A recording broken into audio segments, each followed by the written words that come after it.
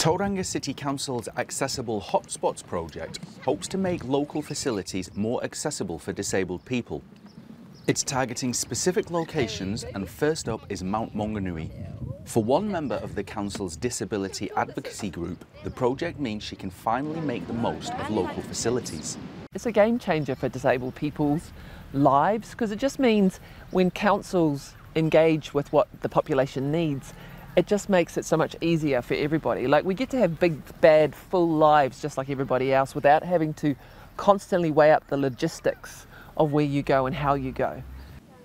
Easy access is the main driver of many of the decisions made by the group. It makes perfect sense to have areas where there's kind of high intensity, accessible facilities available, because then it makes it easier for us. You park in one spot and then it's really easy to access all of those fabulous places. And especially at the mount here, like, you've got the beach mat that's only 300 metres away from where we are, and an accessible changing room and an accessible park. So even for parents or disabled people or disabled whānau, it means everything's available in a really short space. Probably within 300 metres there's 4 or 5 activities that we can do.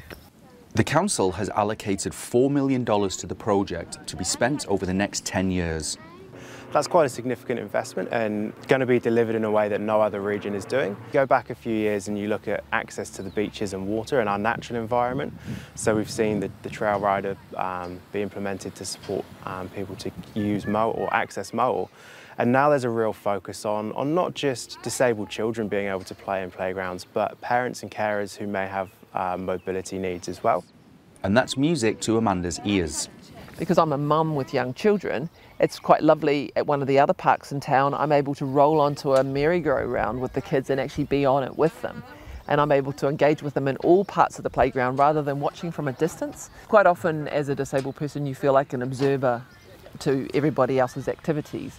But the more that stuff is done with an accessible lens, the more you're just able to just live a full life without having to think. The council wants to drive a widespread change in attitudes. If you grow up around kids of all walks of life, you're going to be more open to those ideas and more considerate as you grow. So playgrounds are going to be a key focus of this piece of work as well.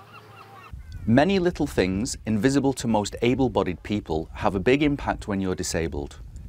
Some of the simple stuff that you don't even think about when you're able-bodied is level crossings. The fact that it doesn't drop down from the footpath to the crossing and then raise up again. The fact that if it's level all the way across, I can be with my kids and not actually get them to push me.